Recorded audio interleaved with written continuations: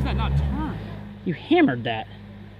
Look how far you hit that. Don't ask why it's not turning. You got 17 feet left.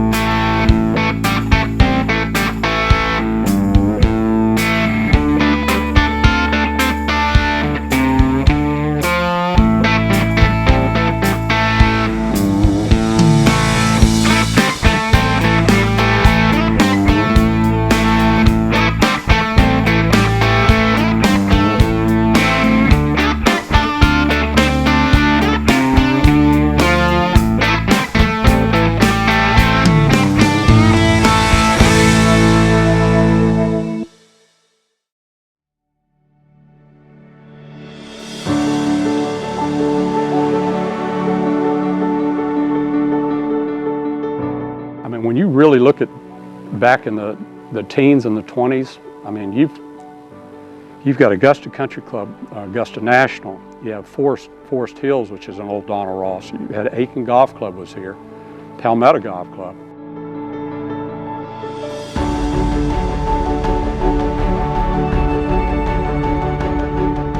And I'll tell you what makes all those golf courses great. You've got that enough topography where it adds a lot of character to the golf courses, like Augusta National. What would Augusta National be without the topography at that golf course? Well, it's very similar to Aiken.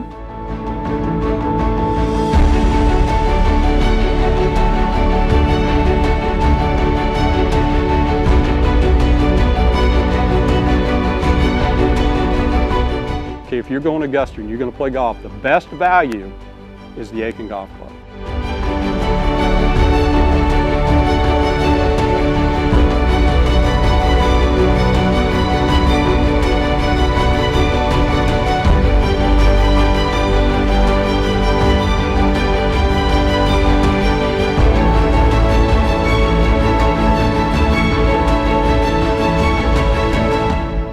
Welcome to the Aiken Golf Club.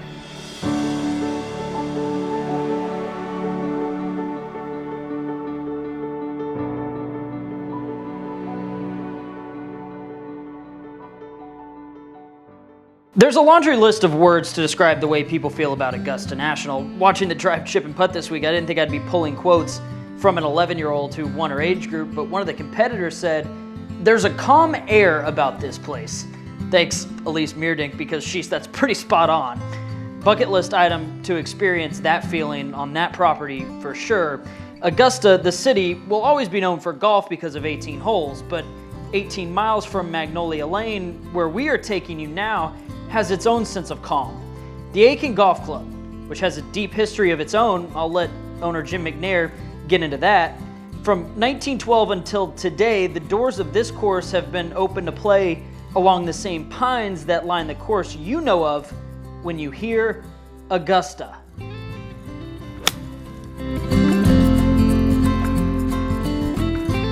Well, I tell you, Aiken Golf Club has had, I want to say, 4 different lives.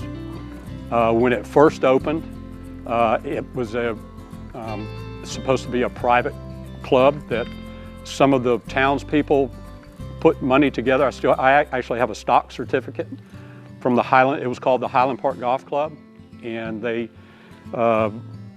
basically built it in 1912. And then, a long story short, they built a hotel.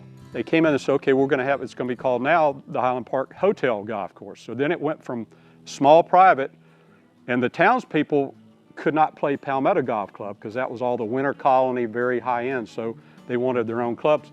So then, after the Depression, the hotel closed down. So it went from this roaring resort course, first tees ever built for ladies in the United States. We had great golf professionals here. The hotel closed down, so the city took it over. They sold it to the city, so it became the Aiken Municipal Golf Course. Okay, so that's life number 3. Comes along my dad.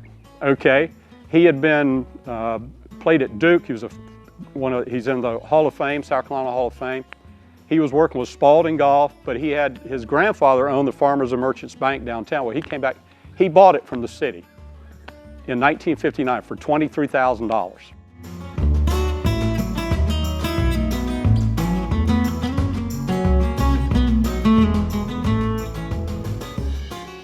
You had so many families that had moved to Aiken because of the plant. You had a big country, you had a big membership. Well, then here come the 80s and 90s. I had been in the golf business on Hilton Head. I'd done some other things. I played golf at Clemson. So I came back and I pretty much took it over from my father. And this is our next life, which I started. The Aiken Golf Club, we came in the late 90s and completely renovated. I mean, wall to wall. Look at this action here. Do it. Do it. Do it. Ah! Let's go.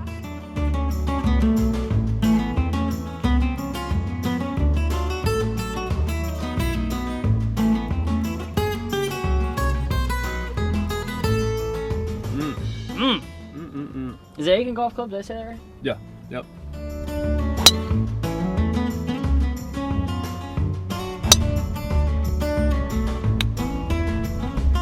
Okay.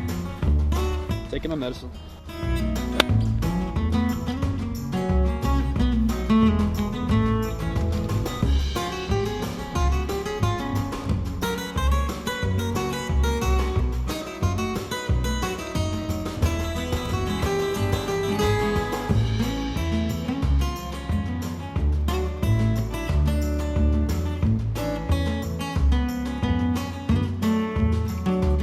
Everything about the place just screams, you know, old school private club. The design was spectacular. The greens were great.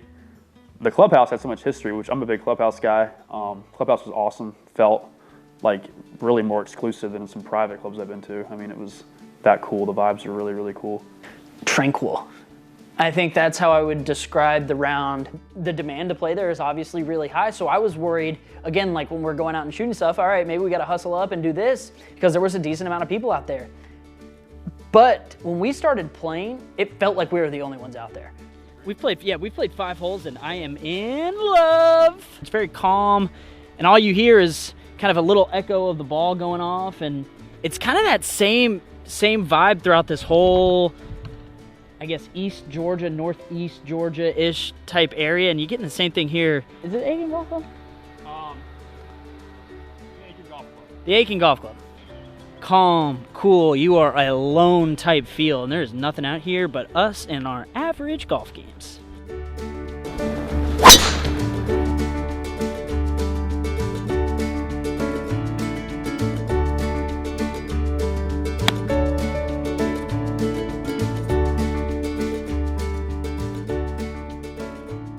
In 1937, they brought in Donald Ross, and they brought him in to redo the greens from sand to grass, because that was one of his niches back in the time, believe it or not. Some of the holes were considered some of the coolest golf holes in the Southeast at the time. The 16th hole was called the famous Valley hole and was written up in magazines in the 20s. So back when I was 8 or 9, my dad would take me around and water the greens, and I would run out and put the sprinkler out on the green, barefoot, and run back to the truck. Nothing had been done to the golf course really until I came in 1995, 96. You know, it just happens over time. It's not something that you can build. It's something that is kind of, bunkers change over time, greens change over time. So, and of course, the golf course right now is nothing like the golf course that we renovated 20 years ago.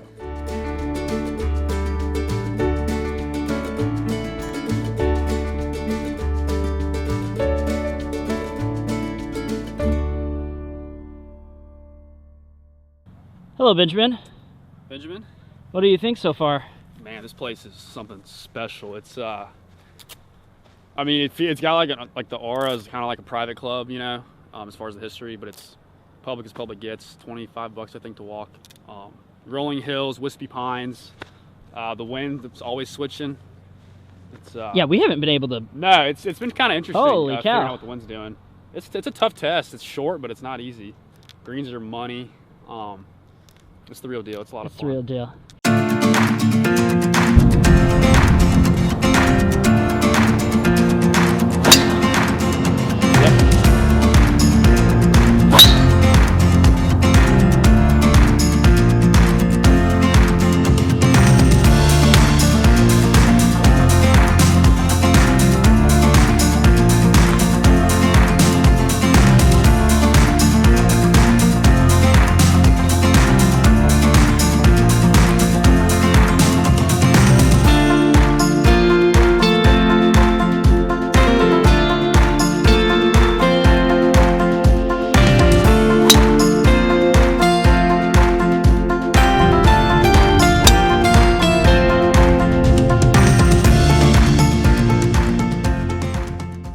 How you doing? I'm told you're the person we need to come see. When you get to, it's not really the turn, I guess, the turn stand, but I believe she went to Wolfson, where my mom graduated from high school, so that was pretty funny. They probably have mutual friends. Oh, really? Bonnie Hudson.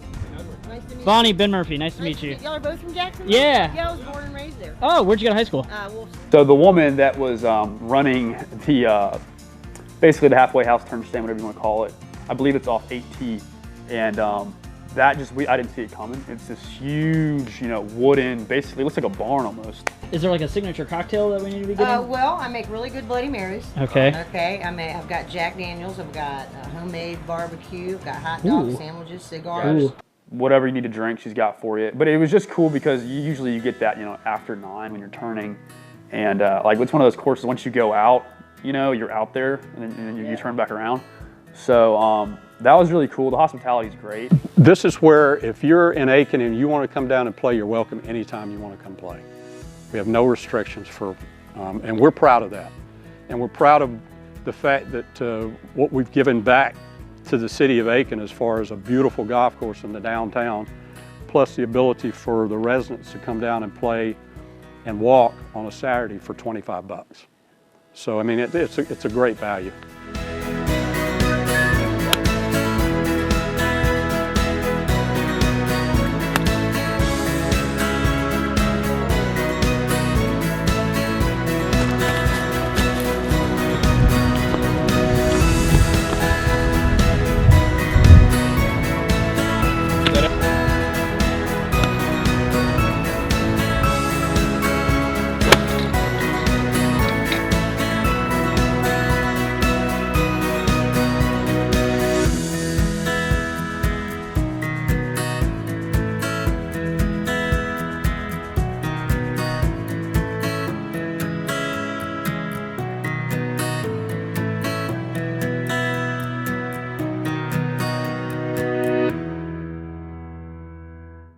And I hate that old signature hole. Yeah. I like to say we really have 18 signature holes. We really do. I mean, they're all different, and it takes you on a crazy ride because you tee off on one and you don't come back to the clubhouse until you're finished on 18. I want to say either 15 or 16, short par 4 down the hill, and then another par 3 down the hill.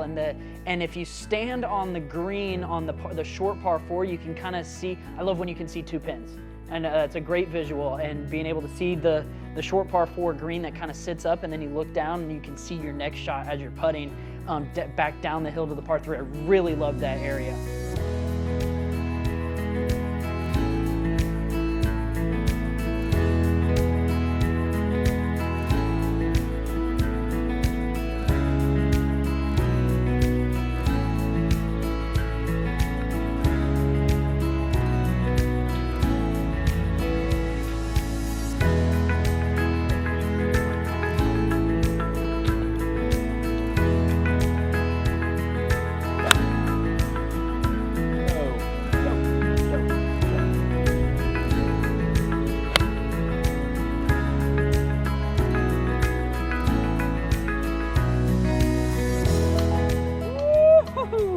Oh my gosh, we almost had to stay in Aiken.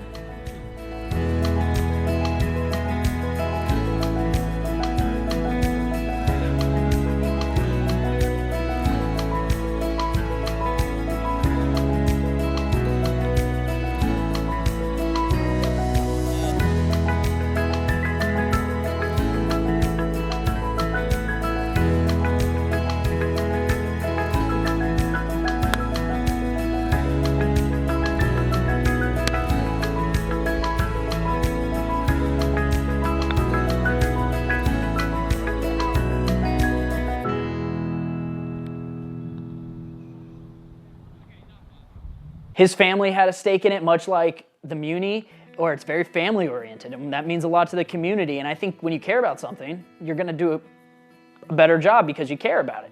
This is my father's display that I've put up for him. He has the course record. There's the original scorecard. He shot 58 in 1947. He gave us the rundown. Really cool to know, what has taken place there. I mean, I believe the place is just about 100 years old. This is an early photo right here. This shows the 16th hole with the caddies, putting back in probably the late 20s. Well, this is 1937. This is the famous match between Patty Berg and Babe Saharias. And it went to the 18th green. The Babe had just won the Olympics, all the medals in the Olympics in 1935, and took up golf. Okay, so 2 years later, she turns professional. At this tournament, March of 1937, is the first time that those two met here in match play, actually ever met before. Which is really cool. I love getting out to places that had, you know, a lot of history there in the past.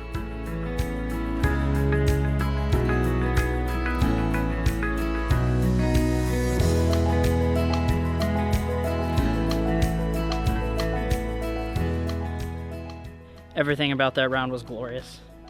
Betts has already Betts has already got the merch on. For the brand. He's already got the merch on.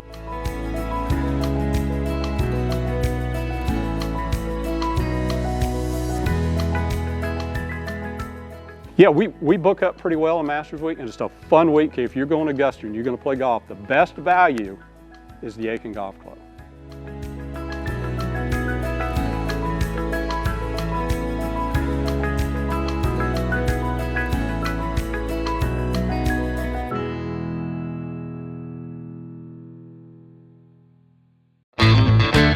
Aiken kind of low-key had a fun little downtown too. Yeah, man, it's definitely a small town. The downtown scene's really cool. I mean, you got, I think it was called the Alley or something like that. It's basically just a strip of restaurants and bars right down this back alley, and everyone was super friendly. All the locals, you know, we had the camera out there, so they were all kind of asking us what was going on.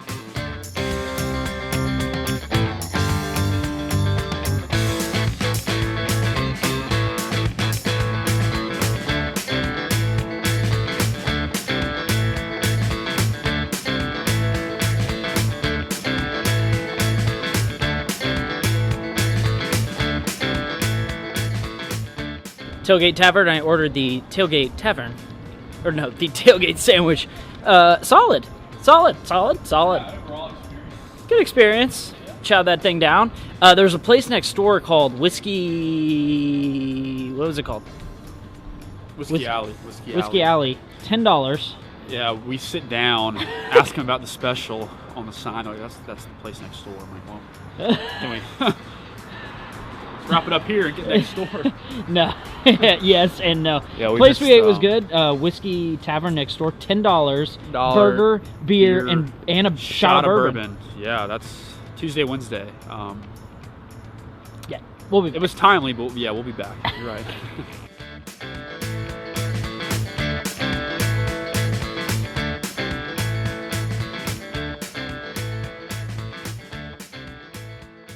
As a former South Carolina resident, this is one of my favorite places in the world. And no, we're not on a golf course yet.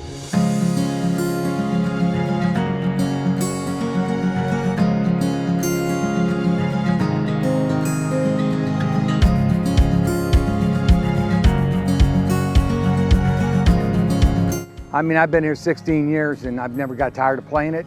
Every time I play it, I see something new and, you know, it keeps me coming back.